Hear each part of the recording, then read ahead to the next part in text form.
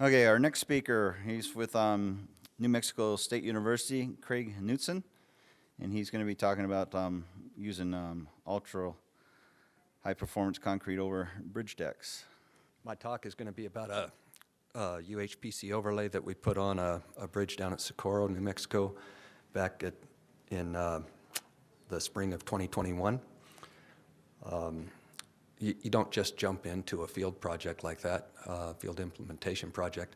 There's a number of years of research that led up to that, and a lot of that research was funded by NMDOT, and a pretty good chunk of it was funded by Transset, which is a university transportation center funded by the US DOT. It's housed at Louisiana State University, and NMSU is one of the partner institutions in that UTC. When you look at the people on the slide there, that reflects the people that were on the research projects. All of the work that was funded by NMDOT, Brad Weldon was the PI on that work. I was the co-PI.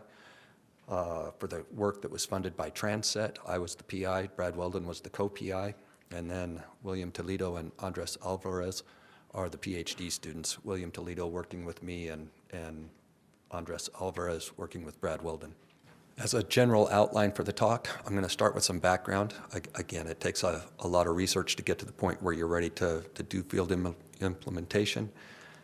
So I'll talk a little bit about the UHP research that we've been doing at NMSU. Then I'll talk about the bridge that we actually put the overlay on. And then the big part of the project, which was really just preparing a contractor who had just gotten the bid on their first UHPC project for an actual implementation of the overlay. And then I'll talk a little bit about the construction, things that went well, things that we needed to change as the construction progressed. We saw issues that needed to be corrected. And then at the end, I'll talk about lessons learned, things that we would do differently if we were to do it now, or advice to people who might be looking at getting it started. So to start off with the background, we started doing UHPC research at NMSU back in 2008, and from the get-go, we stuck with non-proprietary UHPC. So we were kind of at the front edge of that at the time. In 2009, NMDOT, with Jimmy Camp as our advocate, got started on NMDOT research for UHPC applications, looking primarily at pre-stress girder applications to start with. By the time we got to 2016, we were ready to build a little two-span bridge over an irrigation canal in southern New Mexico. And when you look at that bridge, it's two spans. The one with the shallow superstructure is the UHPC span. The deeper superstructure is an HPC span. And a little bit of work is still being done there to monitor that bridge. And just about the time that bridge was constructed and that was finished up, Transset got funded, and we started looking at bonded applications for UHPC. Basically, UHPC as a repair material. And that progressed with a UHPC overlay project, a UHPC shear key project, and then the third year project was the field implementation of the overlay in Socorro, which was at that time thought to be 2019, which the letting process backed that off to 2020, and then construction delays backed it off to 2021. So welcome to the real world. For the bridge in Socorro, it is at exit 150 on I-25. It's the overpass. Two-lane traffic, multi-cell box girder superstructure. It's got a small median separating the two lanes, and it's about 300 feet in length. I think 302, looking at the drawings. The deck had been tined for skid resistance. There were a lot of full-depth cracks in the deck. So the first thing the contractor needed to do was to remove some of the surface material And as they started doing hydrodemolition, they ran into some problems. They actually punched through. The concrete was more degraded than they thought. So they punched through the deck in a couple of places. This just slowed them down.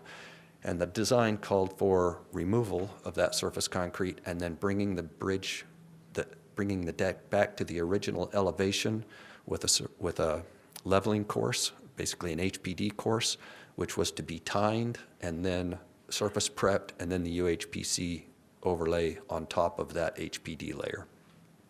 So that was the plan. And the lower right picture there is one of the things that the contractor had to deal with that slowed them down. The UHPC mixture that we recommended for the project was 17,320 PSI. 17,000 PSI is the definition for UHPC in terms of compressive strength, so it was right at the cusp of what we needed. The mix was thixotropic. The whole idea here is that when you lay it down, you don't want it to flow by itself, but as soon as you touch it with a vibrator, you do want it to flow. So on this bridge, there was some 7% slope. We wanted to make sure that it would hold its own if we didn't provide excitation, but if we hit it with the vibrator, it would flow reasonably easy. Target slump on a regular slump test was 7 inches, and then we also measure spread for the slump flow test, and our target on that was 10 inches. And then we had the contractor. One of the things that happened prior to having the contractor start the mock placements was a year delay almost in the letting process, because the fiber manufacturer that we had for our mixed design ceased operations in the U.S. Buy America was enforced, so we couldn't just use the same type of fibers from China. We had to identify a new fiber source.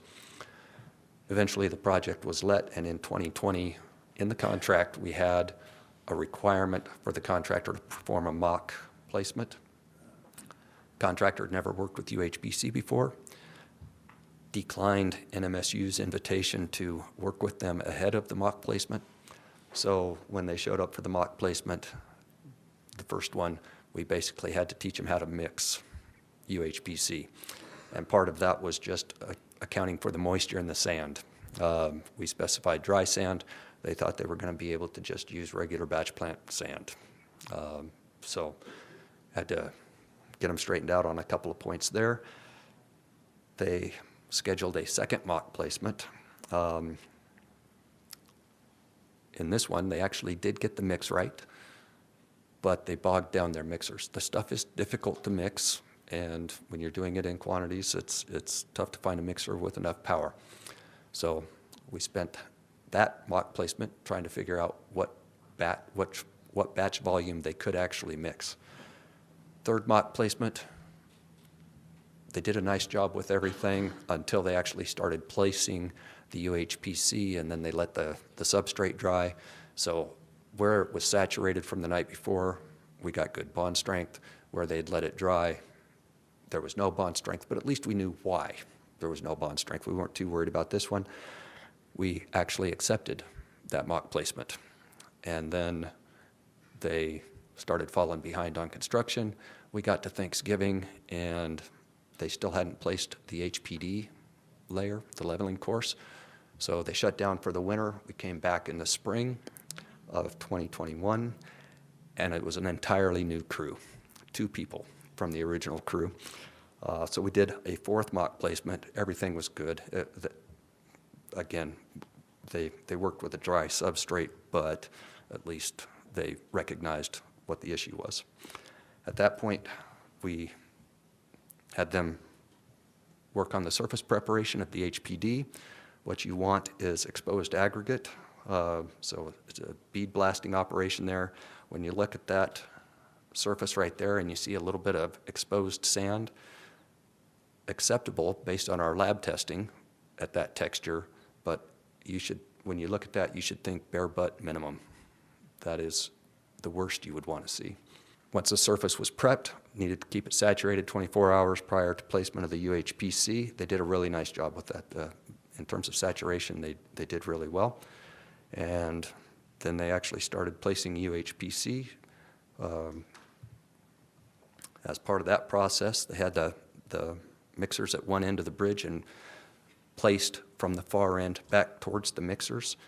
Each batch was 0.77 cubic yards, 105 batches total, 7 of which we rejected.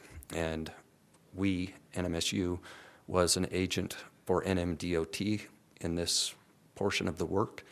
The mixture was prescriptive.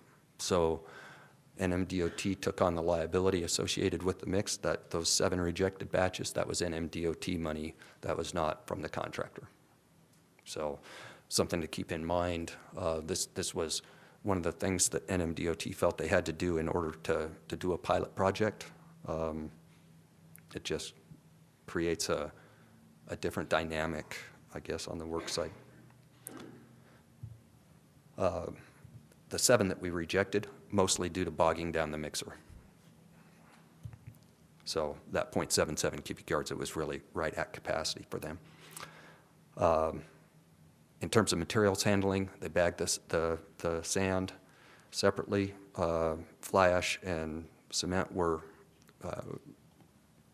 bagged separately. Silica fume was added by hand, basically from sacks. Everything there went reasonably smoothly. At the beginning of the pour, there was one corner where the placement started, where water was draining. They had a hose leaking and water was ponding. So at the very beginning of the pour, there was a few square feet where there was a ponding issue. Aside from that, everything went quite well. Had some buggies, basically 2 buggies per batch, hauling concrete from the mixers to the far end, to the placement, which was working back toward the mixers. That worked well. The buggies were able to lay down the material right in front of the vibrating screed. The vibrating screed worked well for the most part. I think they had 2 breakdowns over the entire placement. And then right behind the vibrating screed, the idea was to get the curing compound down as quickly as possible, get burlap down on the curing compound shortly thereafter, and then plastic on top of the burlap. As the work progressed, we had to change that. What we started to see was cracking, and the contractor wasn't fast enough getting the curing compound down, wasn't fast enough getting the plastic down. So on the recommendation of Sean Brady, the state concrete materials engineer, we basically had him put the curing compound down right behind the screed, like no more than 2 feet gap, and then getting the plastic down on top of that curing compound within a handful of minutes. And when we did that, everything worked out well. When it was too slow, then we saw cracking. After probably the first half of the first placement, and there were 4 placements to do the bridge, we saw these shrinkage cracks. Once we got that problem fixed, everything looked quite good after that. There were just isolated cracks after that. For curing, again, the curing compound needed to go down right behind the screed, and then the plastic needed to get down quickly. Basically, you really need to take care of moisture in the Southwest. The original design, and in fact the contract, called for no construction joints. And because of that, there was no plan for construction joints, and something will always come up. So we ended up with a construction joint going on the eastbound lane and another one coming back on the westbound lane. The first one was quite the discussion because it was middle of the night. There was no way you were getting anybody on the phone to get their input, where to put that construction joint. That was just a discussion on the job site. So at the shrinkage cracks that I was talking about at the first portion of the placement, those pictures are from that portion of the work. So they can be relatively large with UHPC. Once we had the overlay placed, cured, we came back and checked for debonding, used some thermal imaging, used some chain drag.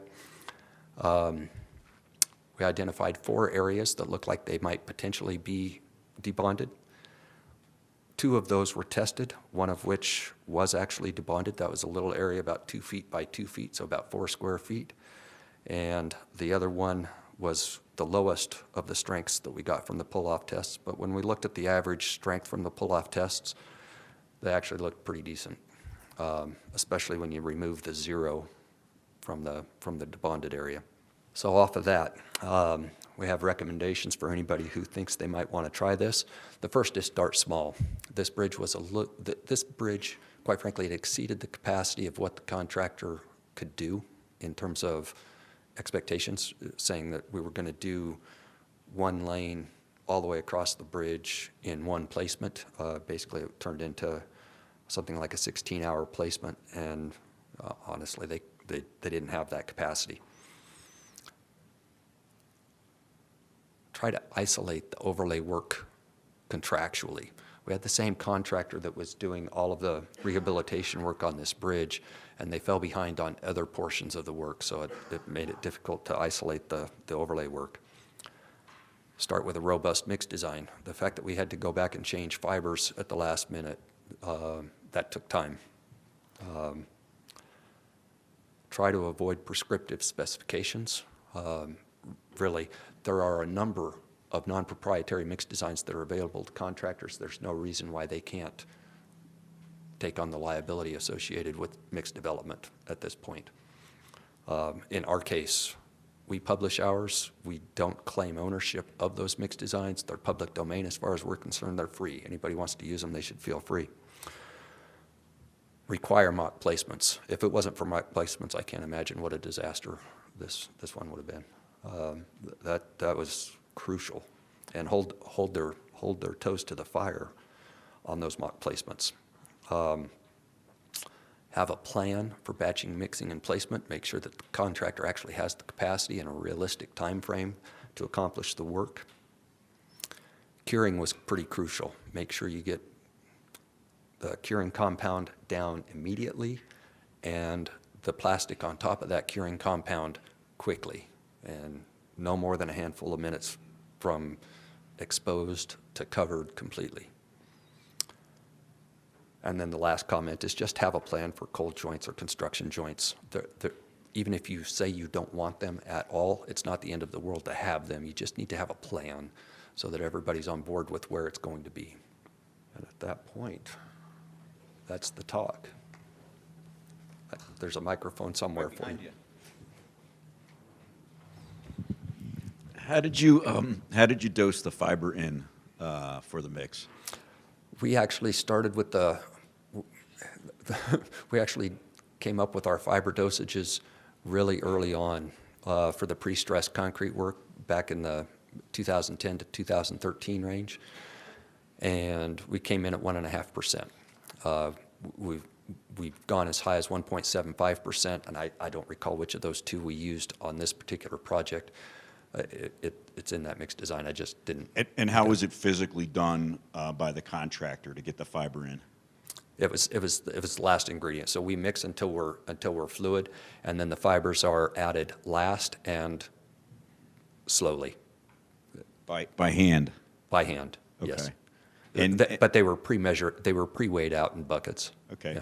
And then you talked about I saw the screed there. Did you have any other vibration? Yeah, they had needle vibrators in front of the screed.